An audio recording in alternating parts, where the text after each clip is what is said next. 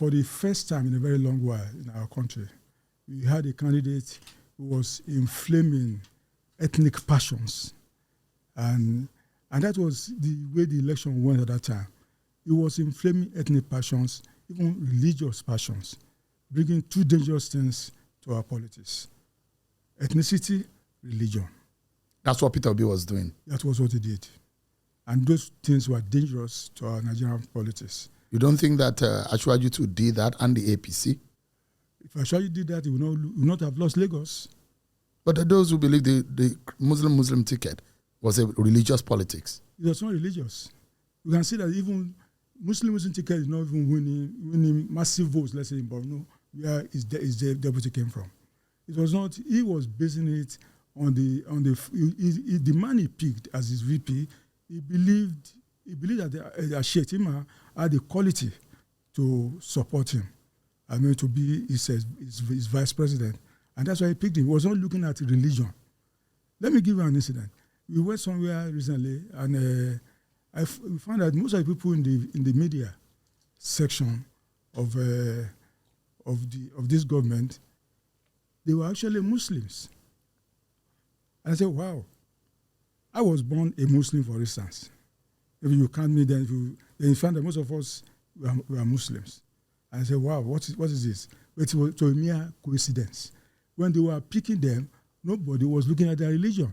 So ditto, when President Tinubu was picking Shetima as his vice, he was picking Shetima.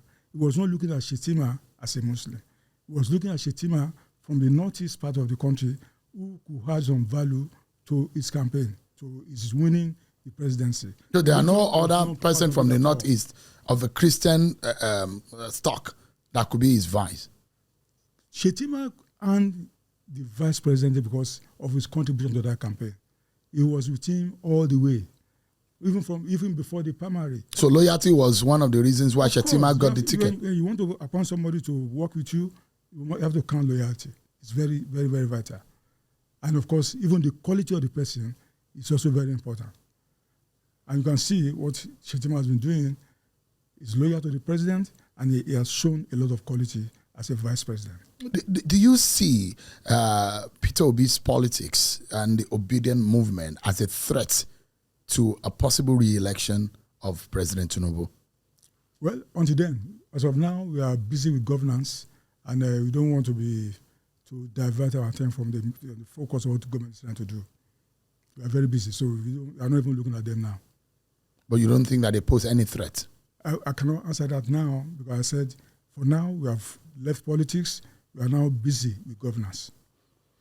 Give us an understanding of how you will compare. You've worked under the Buhari government and Bola Tinubu government. How would you compare the two personalities?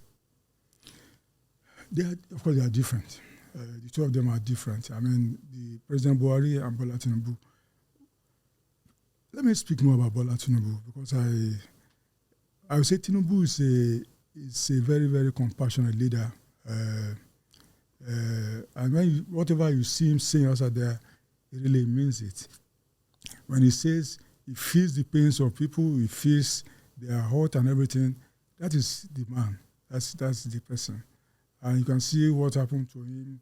The difference between him and President Buhari, with recent burial of our slain soldiers, he felt he should go there. And he went there, I mean, to show empathy.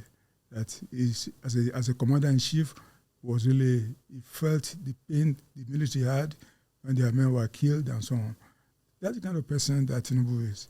He introduced some critical economic measures which had some rebound effects and so on, and he felt, no, something should be done to alleviate the pains that the people were encountering.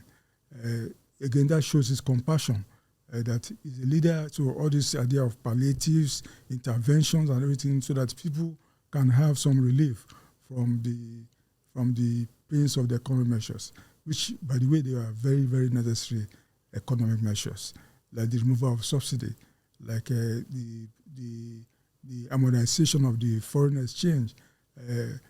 They are very, very critical. They are very important economic measures that the government introduced. And, of course, the government may not have envisaged the enormity or the consequence of those measures, but the government quickly moved in to say, look, there are ways we can reduce the pains of this measure. And the government has been doing that all along. So you think that there's a lot of leadership strength that Bola Tinubu has over Muhammadu Buhari? Because even recently, some of your comments shows as much. Well, I said there are two different characters. I will not want to judge President Buhari. I want to speak more about Tinubu. Tinubu has shown, even when you look at his pedigree, as a leader who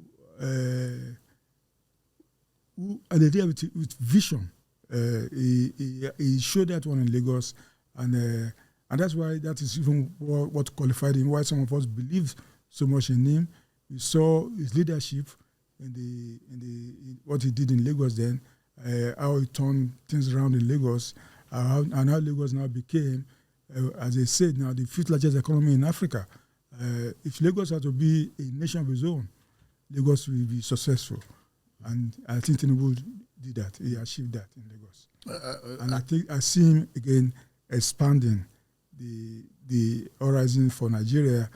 He made Nigeria at a $400 something billion economy. He's talking about taking it to $1 trillion economy. And we can see that a lot of measures are being done to make that one possible.